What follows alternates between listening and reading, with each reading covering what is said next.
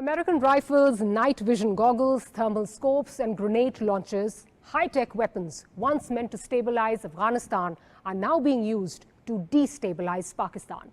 In a detailed investigation titled U.S. Weapons for Afghan War Give Pakistani Militants a Deadly Advantage, published by the Washington Post, it was revealed that at least 63 American-made weapons recovered from militants in Pakistan were originally supplied by the U.S. government to Afghan forces during its 20-year war. This disturbing reality came to light through official records obtained under the Right to Freedom Act. But what makes it even more alarming is that U.S. authorities themselves corroborated this information. After the deadly attack on the Jafar Express, Pakistani security forces recovered weapons including M4A1 rifles, which were matched to the U.S. military inventory. American officials admitted that yes, in fact, these weapons were once part of their aid to Afghanistan. Since the chaotic U.S. withdrawal in 2021, these advanced arms have flooded black markets in the region. Militants, including the Tehreek-e-Taliban Pakistan and the Baloch separatist groups, have gained access to gear far more advanced than what Pakistan's own security service often carry, which has given them a lethal edge in attacks, allowing more precise, deadlier strikes, especially during night operations, while our forces are left vulnerable. Pakistan has raised this issue at every level, diplomatically, militarily, and publicly, but Washington has refused to take ownership. Their stance: once the weapons were handed over to Afghan forces, they are no longer U.S. property. While the Taliban regime in Kabul echoes this, saying the arms now belong to them and cannot be taken back. This arms spillover has done more than just empower militants. It has worsened Pakistan-Afghanistan ties, fueled cross-border violence, and raised serious questions about global responsibility. Pakistan, already fighting a war it did not start, is now paying the price for America's unfinished war and its abandoned weapons. The question we must ask now, and ask loudly, is who will be held accountable for this dangerous firepower now turned against Pakistan, and how long will the world continue to look away? To discuss these developments and their implications further, we are being joined by Mr. Barry Donadio, a former member of the U.S. Secret Service and currently serving as the Sergeant at Arms of the Maryland Republican Party. Mr. Donadio, thank you very much for making time for this broadcast.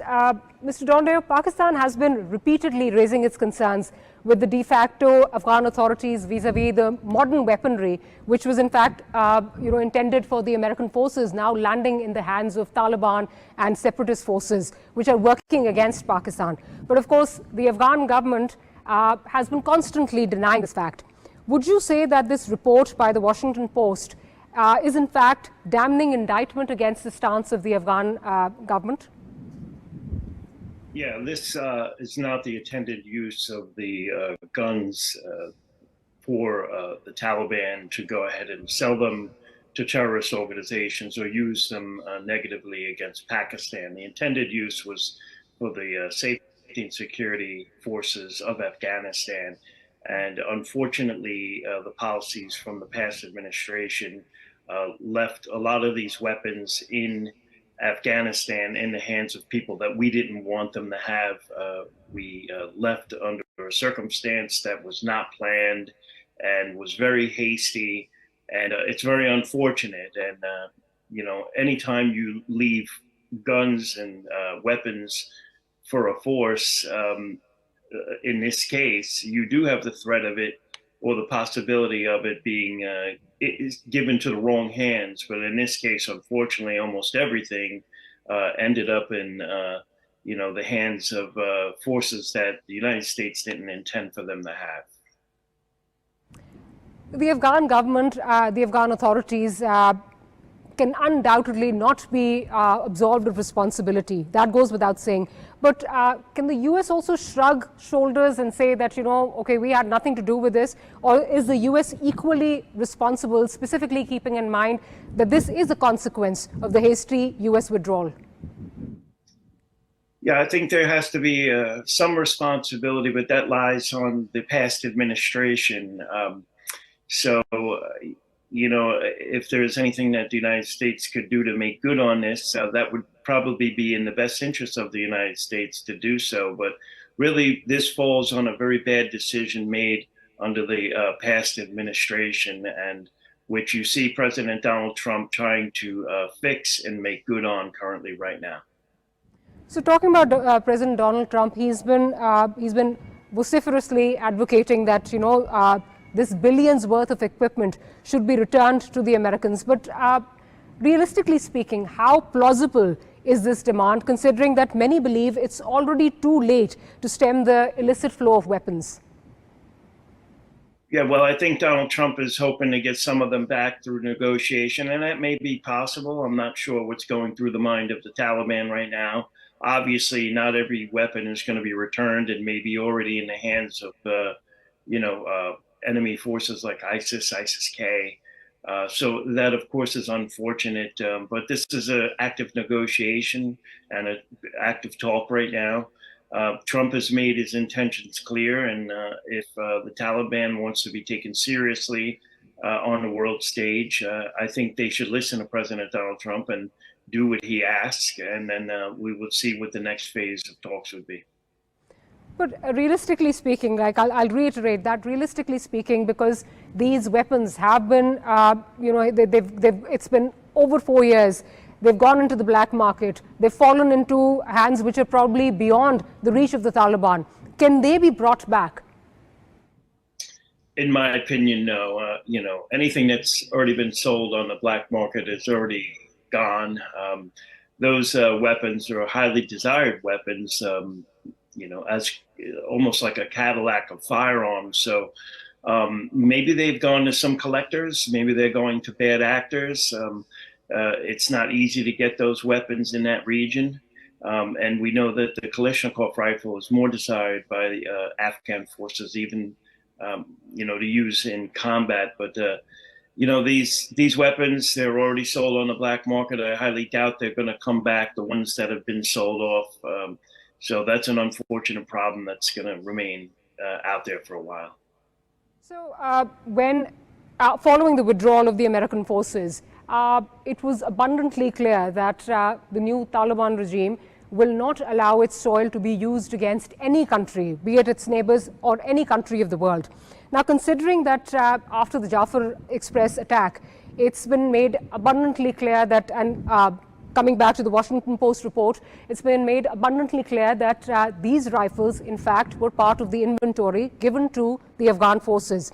And now, of course, have landed in the hands of Baloch separatists. Do you think that the world community can leverage their strength, their influence into the Afghan authorities, working towards something that goes in the favor of peace in the region? Yes, I do. This is not the same Taliban of 2001. This regime that's in power in Afghanistan right now seems to be quite different. I know that even the air traffic over Afghanistan after the takeover was restricted. No commercial airplanes were flying over it. Today, there are commercial airplanes flying over it. And that means that the world perceives Afghanistan as a less dangerous place currently right now. But in the future, I've heard the Taliban regime say they want to be open for business. They want to be taken seriously on the world stage.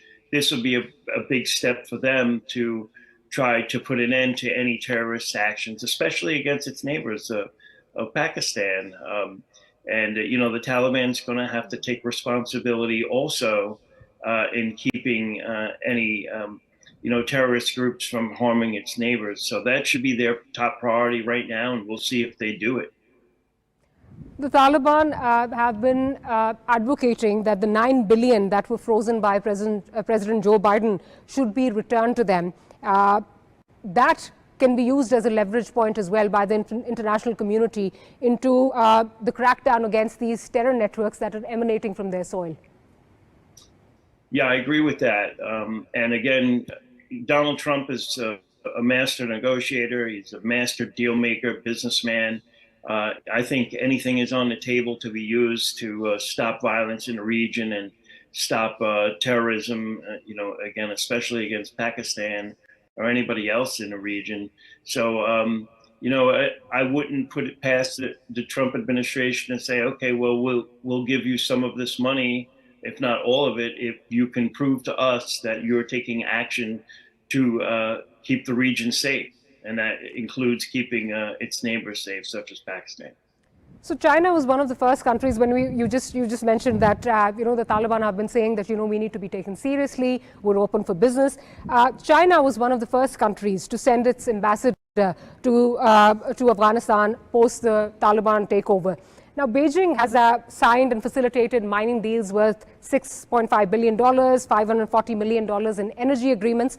What role do you think Beijing can play in this? Well, Beijing wants the resources of Afghanistan. China seems to always fill in a power vacuum of any place the United States has been and then leaves. You'll notice that China seems to take advantage of any actions that we do and fill that void very, very quickly. They're very good at doing that. So what they're after is, maybe securing their border there on the region of Afghanistan and China. And China wants natural resources. And so they're also probably willing to invest in Afghanistan as well. But the price might be high because once you are in debt to China, which Afghanistan will more likely be, because that's also China's motivation, is to have countries in debt to them so much that now China is calling the shots in their country. So I would think the Taliban, if they're truly open for business, they should start thinking of democracy and safety and security in a region, and not necessarily leaning towards a communist regime. But what role do you think effectively China can play? Because like you said, that wherever US leaves a vacuum, China is very quick to fill that vacuum. When President Trump pulled the aid, the US aid, following that, China considers itself the biggest donor in the region in Afghanistan. The World Food Program, when it had to be pulled out, it had to be scrapped. China quickly filled in that gap. Having said that, do you think that Beijing actually wants to use that influence, considering it has one, of course, it's also concerned about the terror forces emanating from the Afghan soil. Secondly, of course, the Belt Road Initiative. That's a very crucial thing that China is focusing on right now, and it can be sabotaged by these activities. Yeah, I think you hit it right on the head perfectly. Everything you said is accurate. I think China is looking to influence Afghanistan and basically call the shots in Afghanistan, even more than its own government. China wants complete control over that overall. They will use their programs to get in good and have investment with the current regime. Again, the payoff and the trade-off is, will Afghanistan really be free at that point? And I'm not quite sure it's going to be a security for the region as much as it's going to be security and safety for China, because China's really just acting in the best interest of itself. So China's looking to control the region. Again,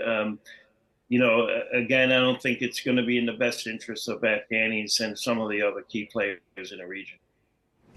Many in Pakistan believe that, the US does not do anything beyond lip service. And the US does not want this region to be peaceful, owing to its alignment with India and its hegemonic designs. What would you say to that? Because many believe and many question here in our part of the world that what was the point of such a hasty withdrawal after 20 years of war? Why leave all these weapons which you knowingly, you know that they're going to fall into the wrong hands, and you knowingly set this stage up for disaster and disappointment? Right. As far as I'm concerned, the withdrawal, bottom line, was a military blunder and was not intended to go that way. There's still many unanswered questions with that withdrawal that, some of us are still scratching our heads in the United States wondering what happened. So not the intended result that we wanted overall. As far as lip service goes, the United States does its best in the region. We are a very strong ally with Pakistan. We've held military drills with Pakistan, and they're a strong NATO, non-NATO ally of the United States. And, you know, that's going right back to September 11th, 2001, when Pakistan helped the United States a great deal in its, you know, hunt for terrorists and looking for anybody that would hurt the United States. But what do you feel about the perception here? What can you say about the perception here? Agreed that, you know, a lot of people in the United States, and of course owing to the decisions of the previous regime, to the previous US regime, of course this disaster did take place. But many believe that this was by design, because you know, you can't leave weapons like this and expect that they're not going to fall into the wrong hands. Also knowing very well that there's a history, this has happened before as well. So what would you say to that perception?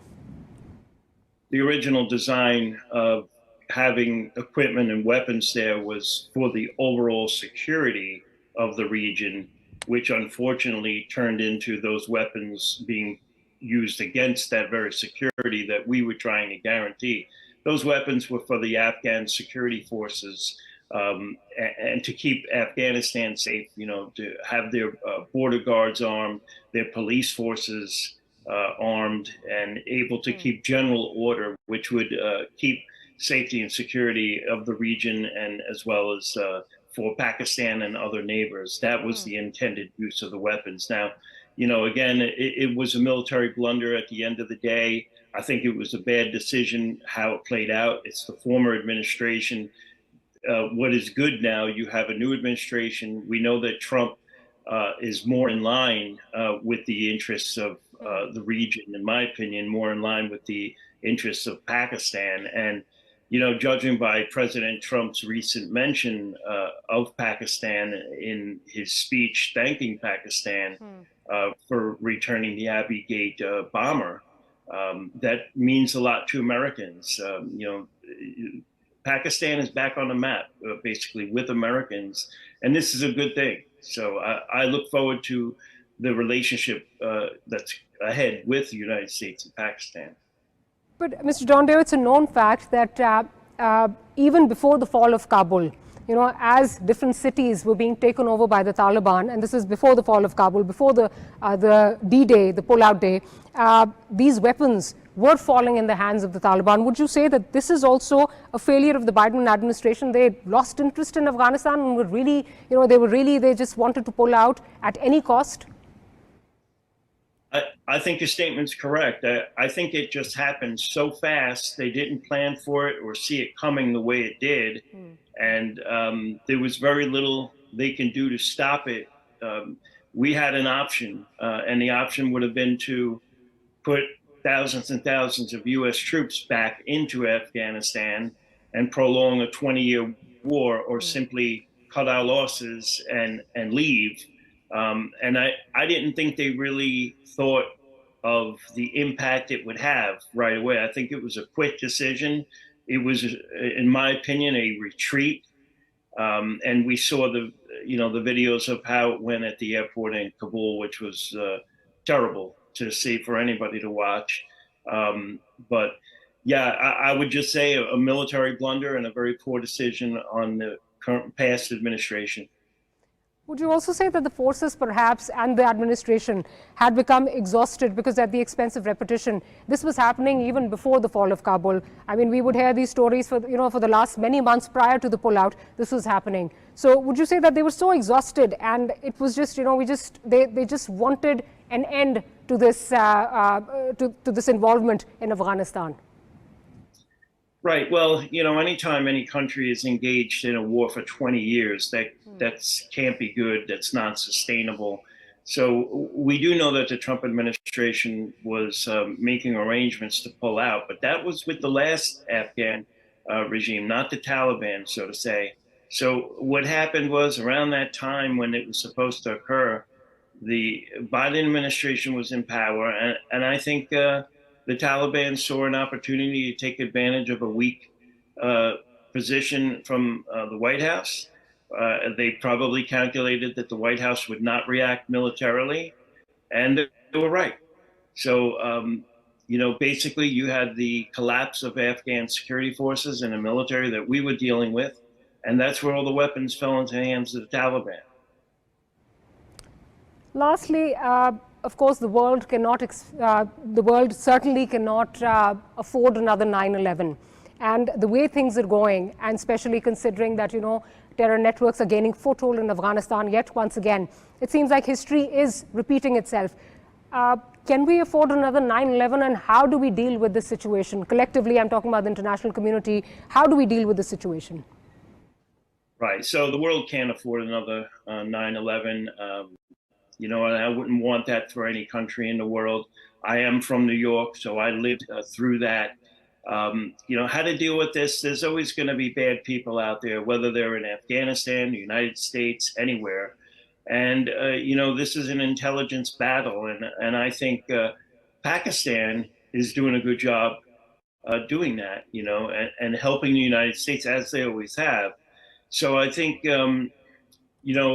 if Pakistan can speak to the Afghan regime and come up with some kind of assurances and some kind of a negotiation where there could be a settlement of peace and working together to stop, overall evil and overall terrorism, I think that's the way to combat this right now. But do you think that the entire responsibility, the entire onus of negotiating with the Taliban falls on the Pakistani administration? Or do you think that, other countries, be it Qatar, be it China, be it the United States, of course, can also play its role? Right. I think everybody plays a role. And you've mentioned some very great negotiators that come to the table and help the United States. A lot of people think the United States does everything on its own, but we have many allies helping us, like you had mentioned, as well as the Pakistanis. Now, what I understand of the president of Pakistan, he's knows what he's doing. So he would be a brilliant negotiator, and I would say that he should take the lead on trying to maybe figure out a way to stop any hostilities or any terrorism or any evil in the region. And so I would think that he would do that, and I think that he would be successful doing that. God forbid, if the world were to see another 9/11, who would you hold responsible? Who do you think would be responsible? Well, a perpetrator of an attack like that would be, whichever group perpetrated. That's who's responsible ultimately. Whether they have weapons that they bought or found somewhere, it's the person that pulls the trigger that is ultimately responsible. So, yeah, we could trace reasons why something happened and maybe weapons getting into the wrong hand. But if we remove the hatred, like in so many other places, so many other war zones, the world becomes a little bit more safer. So that's my thought process on that whole thing. We have to really remove the hatred and the severe ideology to kill another person just for a belief, in my opinion, might be the wrong way to go. We all should start living in peace and trying to work together to solve the world's problems. Would you say that indirectly, agreed, I can't disagree on the fact that the one who pulls the trigger, of course, is responsible, but indirectly, the previous US administration is responsible for arming these terrorists with such precision weaponry, which of course can be used to carry out the nefarious designs. And lastly, would you say that the United States has clearly failed in the efforts of winning the hearts and minds, like you said, that there must be peace for peace, there must be a change of hearts and minds? Would you say that the US has lost that battle in Afghanistan? Well, many Afghans wanted to come to the United States when the regime fell. So I would say that we did succeed in that in many ways. It seems like the massive majority in Afghanistan want things to be the way it is run by the Taliban, and that's just the way it is. So I would say half and half. Maybe half the country we were able to win over the hearts and minds, and maybe have them want to seek democracy and freedom, and then the other side seems to want a Taliban rule. So halfway basically is what I'm seeing that overall. Mr. Donadio, thank you so much for making time for us. Thank you very much.